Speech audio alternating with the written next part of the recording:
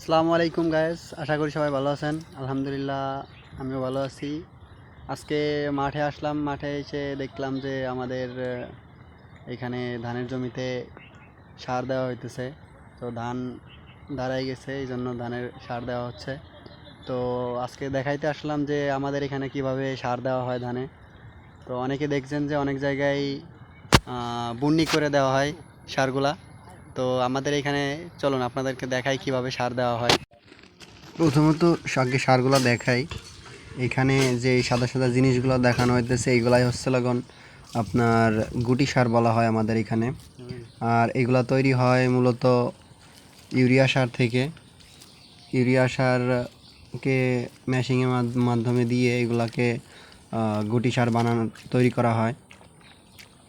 তারপর মূলত এই গুটি সারগুলো ধানের প্রতি লাইনে লাগানো না, কিছু দূর পর পর গেড়ে দেওয়া হয়, এভাবে মাটির নিচে দেওয়া হয়।